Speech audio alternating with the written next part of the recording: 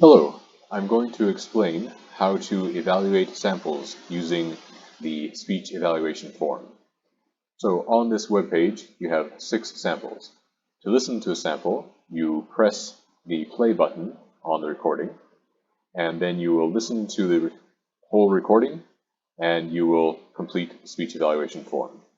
If you need to listen more than once, it's okay to press the play button again and listen as many times as you wish.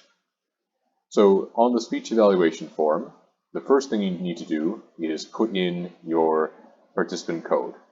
This will be 3 letters followed by 2 numbers. For example, here OHK01. Next, you will put in the speech sample code. So if we're looking at sample 1 this time, we would write down 1 here. Next, we have the overall comprehensibility. So a 1 would be no comprehensibility whatsoever. You cannot understand anything.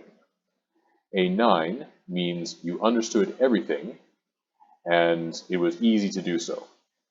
So this is not testing how many mistakes or how good the vocabulary is of the speaker. This is how well you can understand it.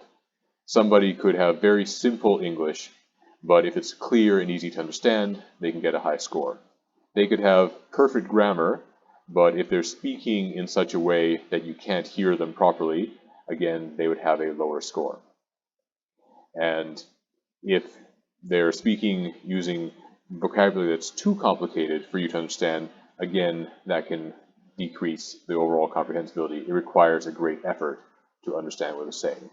So this is how much effort it took for you to understand what they're saying, not necessarily how perfect their English is in this recording. The next category is fluency and coherence. So again, a 1 would be no communication possible. This would be silence or completely ununderstandable speech. A 9 would be speaks fluently, which means you can continue speaking without having to pause or think about what kind of word you want to say, or pausing because you made an error and you're trying to self-correct. And then coherence is developing the idea topically, or coherently rather. So if you are giving maybe one-word answers, that's not very coherent, you're not developing it fully. So this means that you can talk without too many pauses and use discourse markers as necessary, but you can also develop the topic fully, answer the question completely. Next is lexical resources. So a 1 here would be you're only giving single word responses or small memorized phrases. So for example, yes, no, or my name is.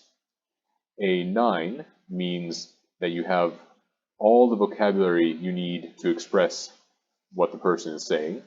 They use the vocabulary correctly, and they have access to a wide range of vocabulary as necessary for the task.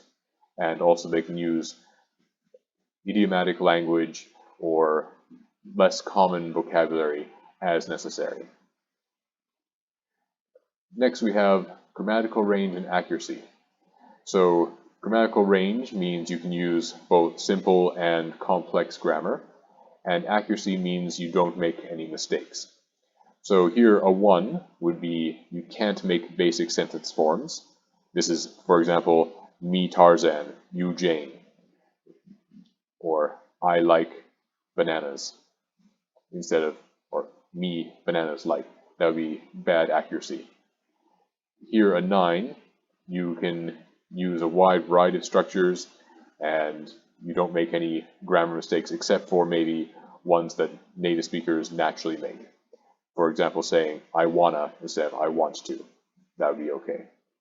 And again, a 1 is completely bad and 9 is perfect. So you choose where they fall within that range. Next, we have segmental pronunciation. So this is able to produce individual sounds correctly. This could be consonants, such as the difference between L and R, or it could be verbs, like U and A. Now, this is not about particular accents. For example, if you have a North American accent and you say father instead of a British accent that says father, both the ah and the are appropriate for that person. So this is where the segmental pronunciation, where these errors interfere with how well you can understand what they're saying.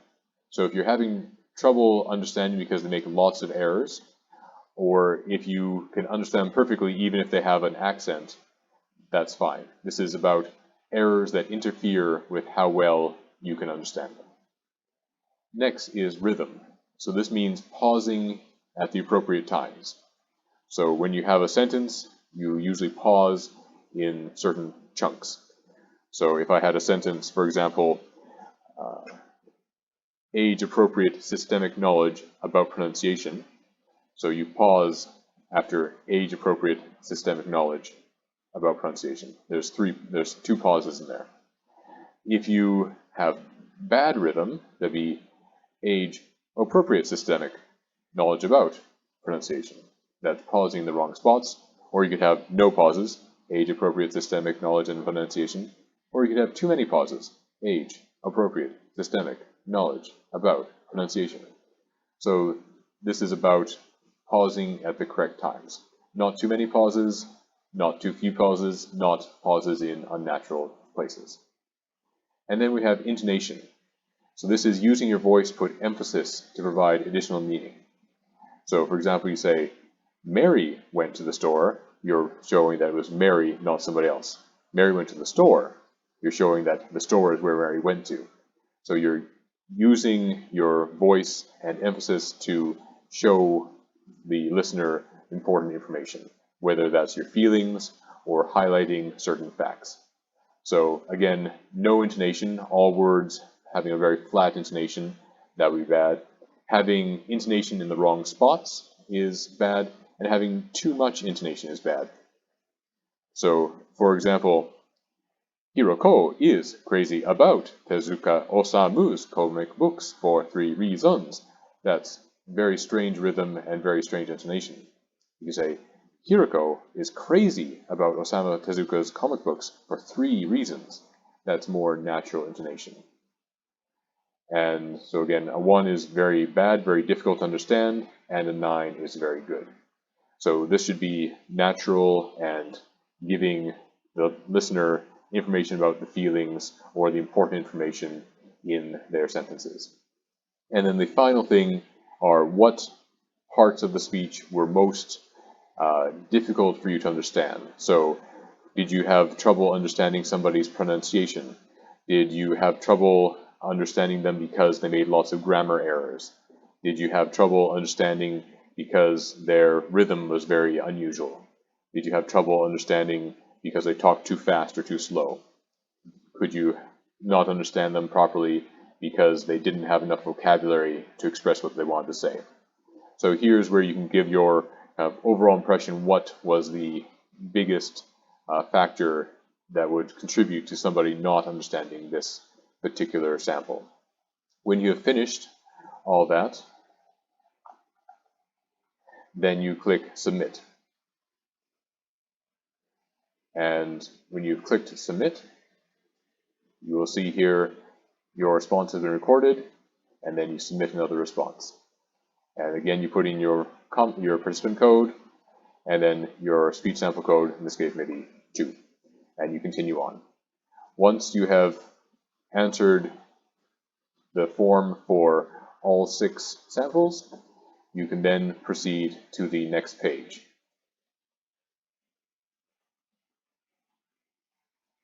And take a small break before you start the next set of samples. Again, you listen to them and then fill out the speech evaluation form. So this is all. Thank you again for participating in the study, and I hope this goes well. If you have any questions about how to answer any of the speech evaluation form questions, please contact the researchers for more information. Thank you.